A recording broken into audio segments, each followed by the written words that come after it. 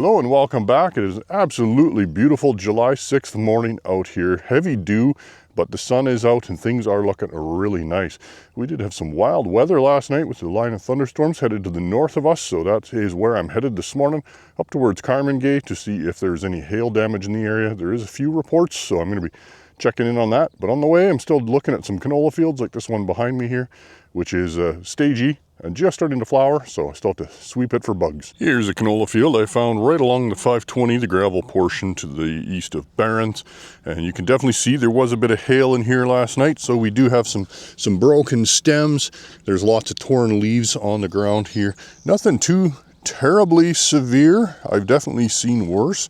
This canola will recover relatively quickly. As you can see, most of the field is still in flower, so it didn't even do a good job of knocking the flowers off. Regardless, this field was planned for an application, I believe today, of fungicide, so we'll probably throw a nutritional in and help that recover a little bit faster with something in there to inhibit ethylene production and get these plants back on the road to recovery. Here we have some barley along the 520 that's been hit pretty hard. This was one of my younger barley fields in the area. You can see we have a lot of broken stems here. So that is definitely going to knock this one back for a loop, so we better notify crop insurance about this one, I'm afraid. Well, here I found some significant hail damage on my way up to some of my Carmangay fields, so this is not one of my fields, fortunately, but unfortunately for the farmer, it still really sucks. As you can see, this canola, which looks like it was starting to flower, has basically just been turned into 6 to 12 inch sticks in the field. From the looks of what's left here, this was a wheat field. Now there's not a whole lot left. This will certainly be an insurance claim. Well, fortunately, most of my canola was just north of that hail track, which is a pretty dramatic one to say the least. So I do have the odd broken flower stem here and there. The south end of this field, a little bit more, about on average when I pull up plants, 4 of 6 have basically lost some flowers to some degree or another. But, well, even here you can see there is the odd one that's lost a significant size stem. But really, canola, especially if it's had fungicide and a fertilizer like this has, it's going to recover pretty damn good. Canola is a pretty plastic plant, and it's going to put out more flowers, and this field is going to be solid yellow within the week again. Well, here I got some spring wheat that's been whacked by hail a little bit. Definitely more so in some places than others. You can see we got lots of kinked, broken flag leaves, split flag leaves like this guy. We've got some heads that are not cut off, but kinked off.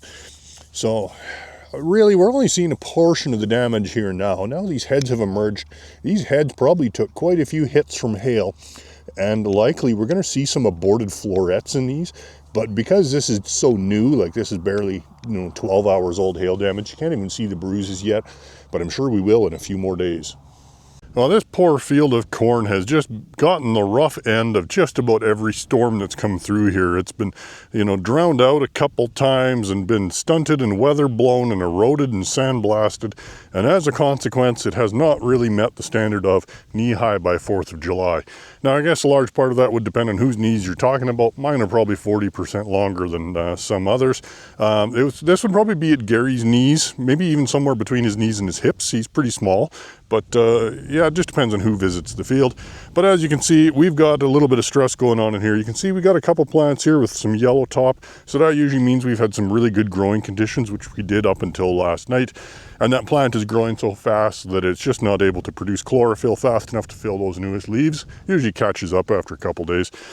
But we did manage to catch a little bit of hail here last night, and you can see some of these leaves here are pretty shredded, both from that wind, and you can see like this looks like a stone would have gone right through that leaf right there. So definitely some more damage in here. Not a whole lot we can do about it. Just got to wait and let the corn recover, put out some new leaves. This is small enough and young enough. It's going to recover pretty quickly. Again, small plot trials looking pretty good today. They have escaped all the hail. The hail was a couple miles away to the north, so we don't have to turn this into a hail recovery trial yet. Things here looking pretty good. Lots of heads emerging. Don't see any flowering yet, but that's probably going to start in the next couple of days. As of now, still not seeing any obvious differences between any of the plots at all. They all look very consistent, but that's relatively normal. Typically, for you to see visual difference, especially at this stage, is going to mean a significant increase in crop. You know, probably something on the order of a 15 to 20% yield boost starts to become visible about this stage.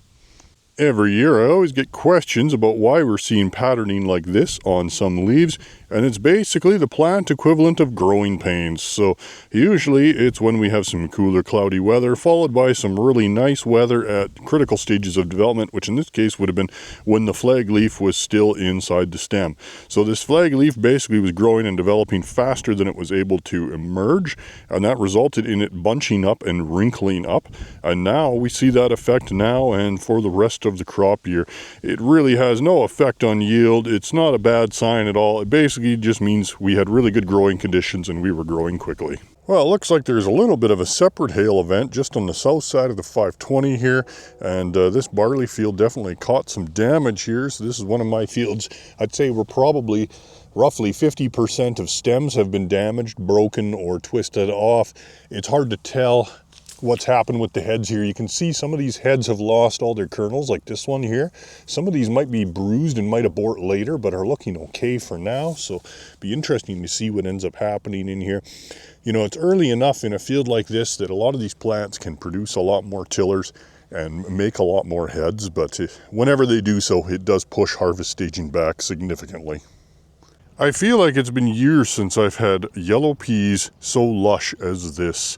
You know, these yellow peas here now on dryland are now almost up to my waist, flowering like crazy, setting pods. It's still a little early to determine how big some of these pods are going to be, but they are there. They are starting to form. But hopefully we get a good yield and it's not all just stem. I haven't been looking at a whole lot of canola the last day or two here. It is all pretty much coming up to, 30 to 50% bloom, some of it now. And last week I did sweep all these, and they were over threshold for cabbage seed pod weevil.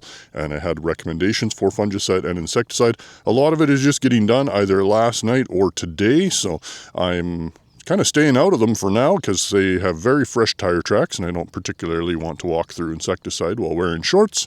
So we will check on them again next week.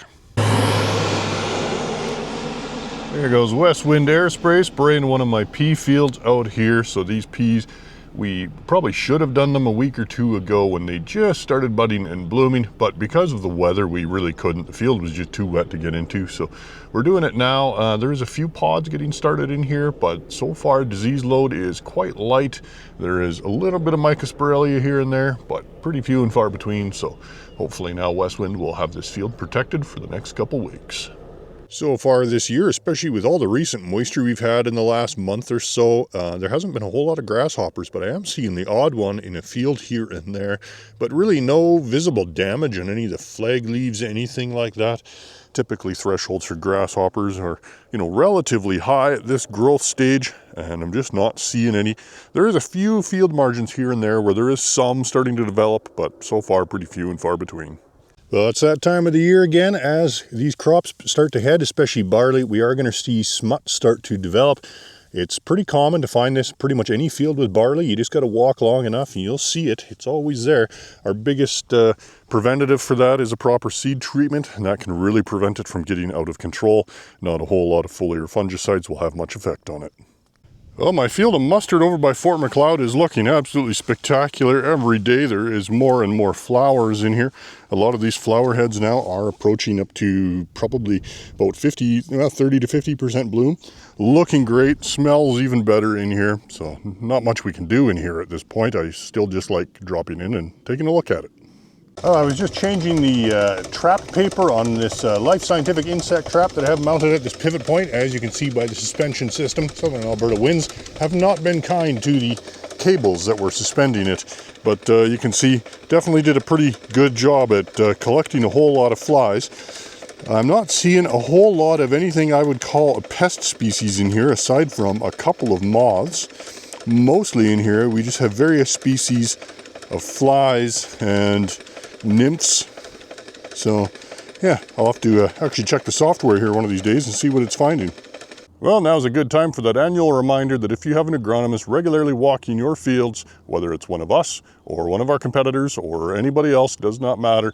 If you were spraying an insecticide or a fungicide and you think we could be walking through it in the next couple days, please let us know. We do not necessarily like to walk through fields that have been freshly applied if we know better. Well, here we have a field of lentils that ain't looking so good. This side of the field actually looks better than the other, but I didn't think to record anything while I was over there. But you can see most of our low areas are yellowing out in this field. Now, we have had quite a bit of moisture in this field, like I think about 13 inches in total so far since seeding.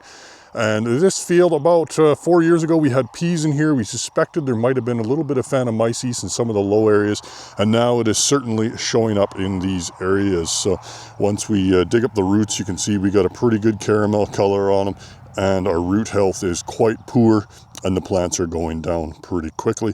So it's pretty difficult to tell 100% for sure from visual looking whether this is Fusarium or Phanomyces, but the pattern fits for Phanomyces. You can see pretty much exactly in the field where the water has been moving and draining and carrying this disease with it. I'm going to send the drone up in the air, take some pictures, stick them on here. In the areas of the field that are not affected by a Phanomyces, these lentils are looking a lot better. You can see we've got, we're pretty well at row cover here, or very close to. We're flowering pretty good. Things are looking pretty good in here. A little bit of ascochyta starting, but so far pretty low. Well, my dryland fall rye is having a funny look to it. You can see we got some patches that are off-colored, especially up on the hillside over there. But what that actually is, those are the main stem heads. So here in the patch I'm standing in, you can see it better.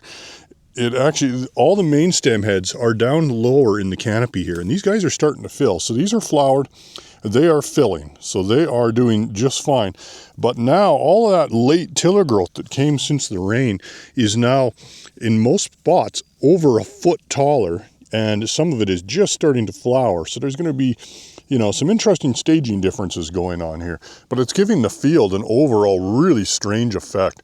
So some of the better areas of the field, some of those lower areas that had more available moisture in the spring and, had better development, you can see those are actually the better spots that look off color now because they have reduced tiller growth. So quite interesting to see, and I'm sure it's going to make harvest a bit of a pain. Well, now that canola is flowering and the temperatures are rising, starting to definitely see some flower blasting on a few plants. You can see like this plant here, looks like we have some pretty severe flower blasting going on. Yet other plants like this one here right beside it are looking really good. So it all just comes down to individual stress from the plant quite often. And the way that we generally, as an agronomist, how we recommend to reduce stress in something like this would be to add, say, like a fungicide or a foliar fertilizer or a cytokinon. Cytokinons are generally what we think of really as a stress reducer, and there's a whole pile of different options on the market. There's Yara Optitrax, Excite, and Bioforge from Corteva, and Nature's Aid. Supercrop is another really good one. So lots of different products, lots of different price ranges for those products. You can add them in with fungicides, whatever it is you are doing. And if you want to know more about it, let me or anyone else at AgroPlus know, and we'll walk you through it. Well, that'll be it for this weekend. It's looking like an absolute beautiful weekend and some warm temperatures again for next week. So we'll see what that brings us, and we'll see you then.